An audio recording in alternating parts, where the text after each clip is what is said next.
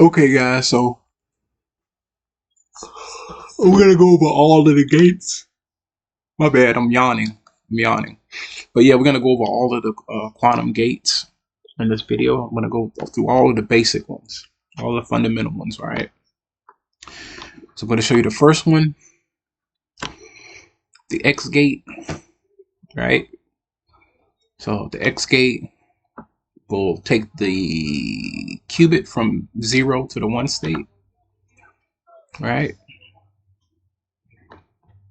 And if you're at the 1 state of the qubit, so let's say you use the X gate, right? Take you from the 0 to the 1 state. And then if you use the X gate again, it'll take you from the 1 state to the 0 state, right? And it'll just keep going in a cycle.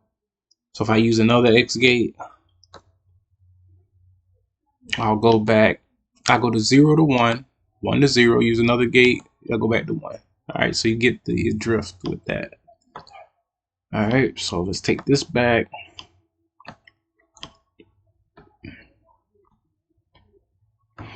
Again, guys, in the future, going forward, I'm going to mix it up to make it exciting, my channel, but I'm also going to go back over concepts I've already gone over just to make sure you get the understanding, the fundamentals, and the basics of quantum computers and how to do gates, circuits, and how to code it.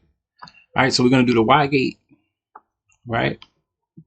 Oh, by the way, that X gate goes around the X axis when it goes to the 1 state and back to the 0 state. It goes around this axis, right? Around it. All right, so now the Y axis does the same thing.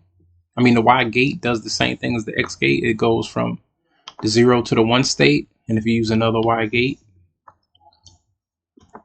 it'll go from the 1 state back to the 0 state. And if you use another Y gate, it'll go from the 0 back to the 1, right? But the difference between the X gate and the Y gate is the Y gate, when it does go from the 0 to the 1 state and back to the 0 state, it goes around the Y state. I mean, the Y axis. See, it's going around the Y axis. All right, so I'm just going to run through these real quick. All right, let's do this. Let's do the Hadamard gate first before we do the Z gate. We're going to do the Hadamard gate, the H gate. And when you use the H gate, that takes the qubit and puts it in a superposition. It puts the atom or the qubit in superposition. Superposition means that the qubit is both a 0 and a 1 at the same time. It's both a 0 and a 1 at the same time when a quantum qubit is in superposition. All right, so now let's do the Z. We're going to do the Z and put it in superposition, the qubit. And then we're going to use the Z gate. And what the Z gate does is once the qubit is in superposition, the Z gate goes along the equator or the belt of the qubit, and it goes to the opposite side, the extreme opposite side of the qubit, along the equator of the qubit. So it's on the exact opposite side of where it was when it initially went into superposition, right? So a Z gate is called a phase gate. It's called a phase gate, right? And the reason why it's called a phase gate is because once the qubit is in superposition and you use the Z gate, it means that the qubit is in a wave like state. It's not in a particle state. It's in a wave state. It's in a state of a wave. Okay. Now, so we put this, we're going to use another gate. We're going to use the S gate. So we put the Z back.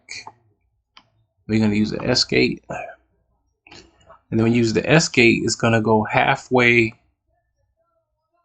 It's going to go halfway where it's going to go half of where the Z gate went. So wherever the Z gate went, it went over here. when I use the S gate, it's going to go half that distance. So let me show you that. See that? See, the Z gate was here. The S gate is here. So it went half the distance of the Z gate.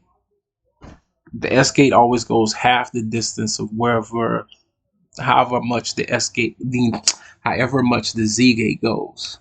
It goes half the distance of the Z gate around the equator of the cubit. All right, so we're going to use another one. And we're going to use the T gate. All right, so we're going to put the cubit in superposition. And now we're going to use the T gate. And the T gate goes half the distance of the S gate. So the S gate turns a quarter of the S gate goes a quarter around the sphere of the cubit, right? It goes 1/4. But the T gate goes 1/8 distance around the sphere or the cubit, right? Because you go here, eighth, eighth, eighth, eighth, right? And you go all around, you get 1/2 of the entire cubit. So the T gate only goes 1/8 around the sphere or the equator of the cubit.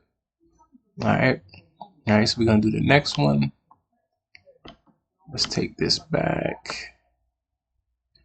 And we're going to do the S inverse gate, right? So we're going to put it in superposition with the Hadamard gate. And then we're going to use the S inverse. And you see it goes clockwise around the equator of the cubit in the opposite direction of the regular S gate. But the S inverse is the one with the dagger next to the S here. That's the inverse. The inverse has the dagger next to the capital S. All right, and it goes clockwise instead of counterclockwise around the equator of the cubit. All right, and then the last one, we're going to use the T inverse. And that one goes clockwise around the equator. Not counterclockwise like the regular T gate. It goes clockwise around the equator of the cubit. So that's it for this video. I'll see you in the next video.